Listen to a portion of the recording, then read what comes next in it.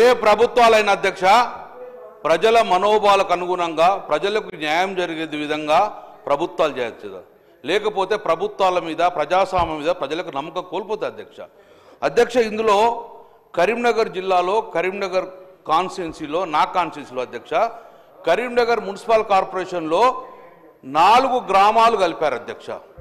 4 గ్రామాలతో పాటు కొత్త వింత ఏంటంటే అధ్యక్ష కరీంనగర్ కార్పొరేషన్లో పక్కకున్న మున్సిపాలిటీ కల్పించిన అధ్యక్ష నేను రిక్వెస్ట్ చేసిన అధ్యక్ష, ఇది ఎవరి లాభం కోసం చేసిన అధ్యక్ష? కనీసం నేను ఒక ఎమ్మెల్యేని ఉన్నాను, మా ఎమ్మెల్యే కాన్సెంట్ కూడా లేదు, గ్రామ పంచాయతీ కాన్సెంట్ లేదు.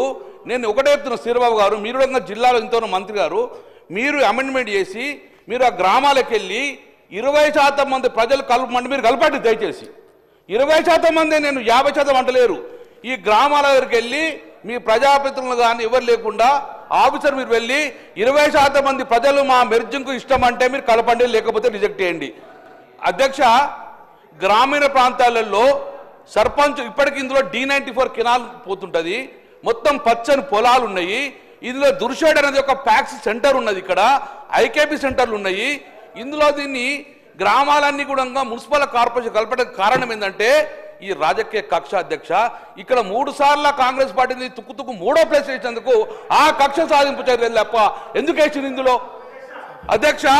మీరు మీరు కోపంగా రాకండి, మీకు ఏం లేవు, మీ గ్రామం ఒక్కటి లేదు, ఇలా మాది ఉన్నాయి, మీ లేవు గ్రామాలు.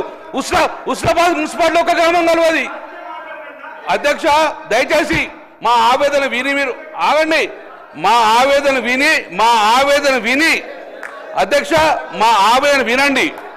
ఈ గ్రామాలు కలపాలంటే గ్రామ సభ పెట్టండి, గ్రామ సభ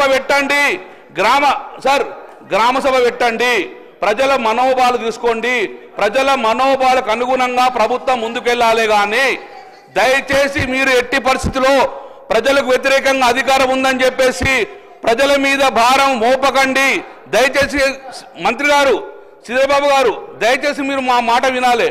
మీరు ప్రజల మనోభావాలకు వ్యతిరేకంగా వెళ్ళకండి, కరీంనగర్ కార్పొరేషన్లో విలీన గ్రామాలు కలపకండి, మీరు ప్రజల మనోభావాలకు అనుగుణంగా వెళ్ళమని చెప్పేసి మీ ద్వారా ముఖ్యమంత్రి గారు కోరుతున్నారు అధ్యక్ష.